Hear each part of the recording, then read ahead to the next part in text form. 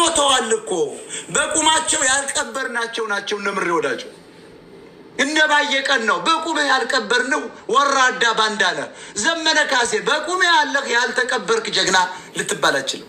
አንተም ሙታል።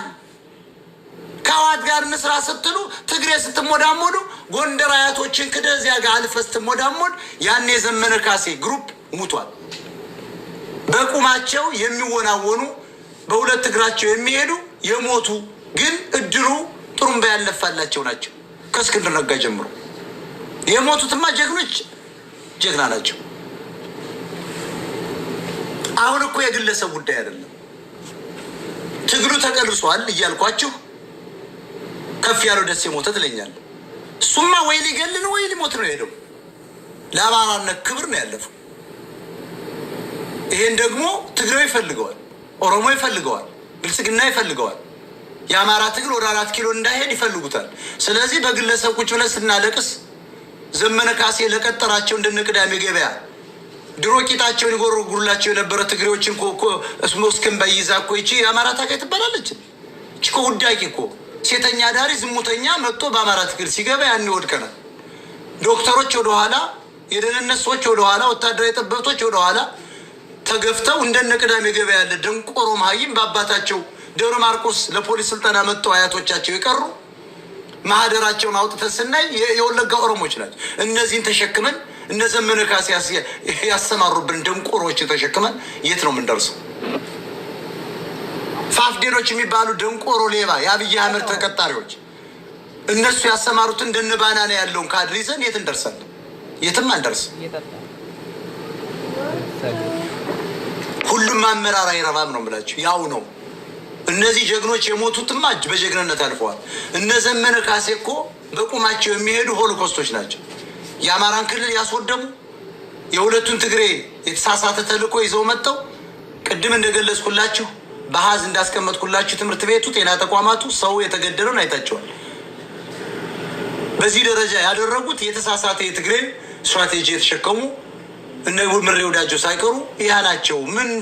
ምን የተሻለ ሰው አለ ነው?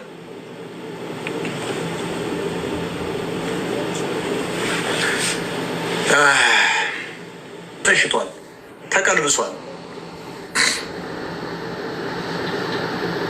የአመራሩን ወይም ደግሞ አመራሩ ላይ አማራ ምን አይነት እርምጃ መውሰድ አለበት በሚለው ላይ ብንነጋገር አይሻልም? የአማራ ሕዝብ ከውድቀቱ ከውድመቱ እንዴት ይውጣ የሚለውን ብንነጋገር የተሻለ ይመስለኛል። ለአንድ ግለሰብ ከምንጨው እሱማ ግለሰቡ አምኖበት ነው የሞተው። ወይ ሊገል ነው ወይ ሊሞት ነው የሄደው።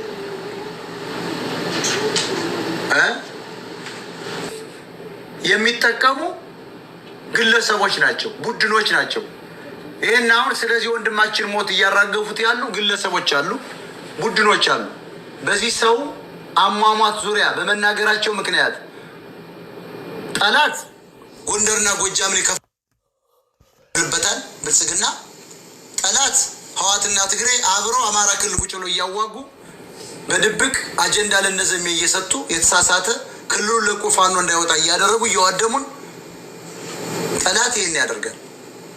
አንድ ታሪክ ነግሬያችሁ ነበር። የአማራን ርስት ቀምጠው ትግሬዎች ወልቃይት ሁመራና ወልቃይትን እያረሱ ሰሊጥ ለማጨድ ለማረም የሚሄደው ደግሞ የጎንደርና የጎጃም ገበሬን ጎጃሚዎች ጋር ሲሄዱ እነዚህ አዝማሪ ጭራ በታሾች መጡባችሁ ይላቸዋል። አዝማሪ ይሏቸዋል ይሏቸዋል።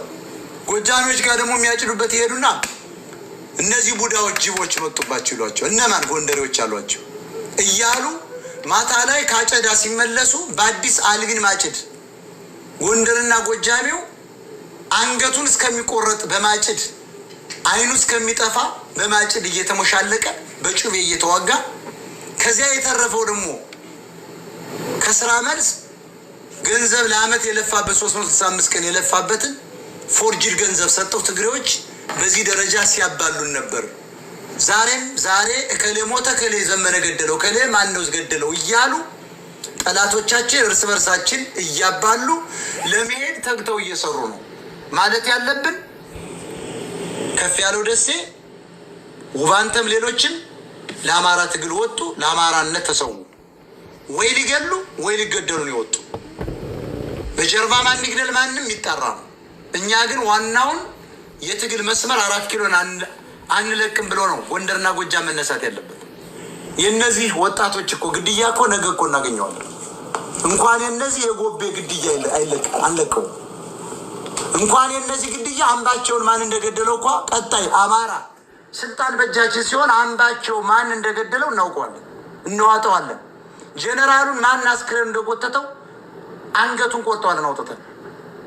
ያንን የምናደርገው ግን ወደ ስልጣን ስንመጣ ብቻ ነው። አንድ ሰው ለ10 ሰው ሼር ያርግልኝ። ምክንያቱም ሪፖርት እየተደረገ ስለሆነ ይህንን ንግግር ስለማይፈልጉ እውነታን አማራ ደግሞ ስለማትፈልጉ ለማዘጋት እየተሯሯጡ ነው። ስለዚህ ፕሮፋይል ላይ ሄዱና ተጫኑ፣ ሼርን ተጫኑ፣ ኮፒሊንክ የፕሮፋይል ኮፒሊንክ ብታደረጉ ሚዲያ ይቆይላቸዋል። ለእኔ ምንም አላገኘበትም። ይሄ ንግግር በዘመድኩን በቀለ ኦሮሞ በኩል ቢነገር አንበሳ ያስወርዳል።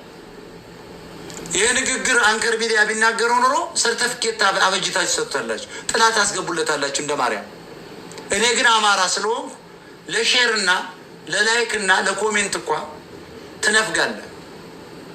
ለምን? እኔ ስለበለጥኩ። አማራ የሚበልጠውን ወንድሙን ማገዝም ሚዲያ መክፈትም ማስፋፋትም ገንዘብ መስጠትም አይፈልግም። ሀቁ ነው። ሼር ለማድረግ እንኳ የሚቸግር አማራ እኮ ነው።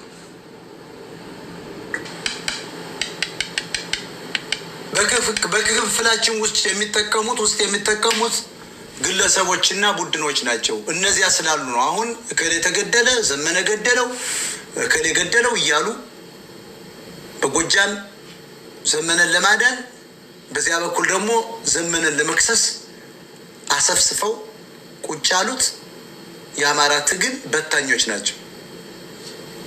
ትግሬዎች ራሱ ታያላቸው አማራ መስለው ይህንን ነገር ያስቀጥሉታል። ለምን? ጎንደርና ጎጃም ጦር እንዲማዘዝ ይፈለጋል። ሁለቱ ጀግናና ትልቅ ህዝብ ከተስማማ ደግሞ አንድ አይነት አማራ ጎንደሬው ባይዘው በጎንደሬው እኮ የጎጃሜው አያት ነው። መነሻችን ደቡብ ጎንደር ከሆነ የወቶር ምድር ከሆነ 5000 ዓመቱ ነው ጎጃም ከተመሰረተ። ስለዚህ አያታችንን ሳንናፍቅ የማናውቀውን ትግሬ የሚናፍቁ ጎጃሚዎችን መቃወም አለብን። ለራሳቸው ሀብት ማከማቸት፣ ሀብታቸው ያፈሩት ሀብት እንዲቀጥል ወይ ደግሞ በሀብት ላይ ሀብት እንዲሆኑ እነዘመነ አይነኩ የሚሉ ሰዎች አሉ። ሀቁ ግን እነዘመነ ሌሎችም ፋኖች ጥቅም የላቸው። በሙሉ አሁን ያለው መሪ የተሸጠ ነው፣ ትግሉ የተጠለፈ ነው የምላቸው። ለየራሱ ሀብት ፍለጋ፣ ዝና ፍለጋ፣ ስልጣን ፍለጋ የሚኳትን ገደለብኝ ከሌ ገደለብኝ እያልክ ከምትጃጃል ነገ ማን እንደገደለው ስለሚወጣ ትግል ላይ አተኩር። ግለሰብ በሞተ ቁጥር እንደ ጆፌ አሞራ ጥንባንሳ ሁነን አንቀጥል። ጥንባንሳዎች እንደነ ቅዳሜ ገበያ ያለው እዚያው ይራኮትበት። አንደኛ አማራዎች አይደሉ። አንዱን ደግፈው ጎንደርን የጠሉት አማራነት ስለሌለባቸው ነው። ጋይስ ሂዱና ደርማ የሚተነፍሰው ግን ያልሞተው በቁሙ የሞተው ያልሞተ የሚመስል መሳፍንት አለ። እስትንፋሱ ሰው የሚመስል ግን በቁሙ የሞተ ያልተቀበረ የፋኖ መሪዎች አሉ አይደል? እነዚህን ተሸክመን ስለሞተው እንጣላለን፣ ስለሞተው እንቋቁራለን፣ ስለሞተው እንጣላለን። ያሉት እኮ እስትንፋስ ብቻ ናቸው ያላቸው። ሰው ነው የሚመስሏችሁ እንጂ ውዳቂ ናቸው እኮ። በጥቅሉ የፋኖ ትግል በእነዚህ ሰዎች ሞተዋል እያልኳቸው እኮ ነው። ለሀብትና ለዝና ትግሉን ጠልፈውታል። አፈር ከደሜ አስበልተውታል። የሞተው ሞቷል። ይህንን ትግል የቀበሩት የፋኖ መሪዎች ብቻ አይደሉም። ብአዴን ቀብሮታል። ሁለቱ ትግሬዎች ቀብረውታል። ብልጽግና አብይ አህመድ ቀብሮታል።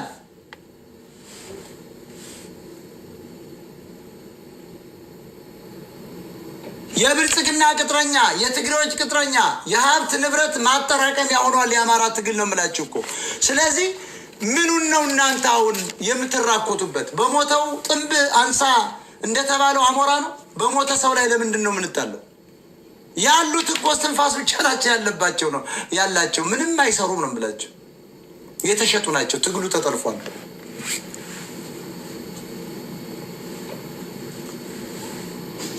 መሀይም አስቀጥረው የሚያሰድቡን እነ ዘመነ ካሴ ነበሩ እኮ። ቅዳሜ ገበያ የተባለች መሀይም፣ ጆከር የተባለ መሀይም፣ ጸበልተኛው ዘመርኩን በቀለ ዳዲ የተባለ መሀይም፣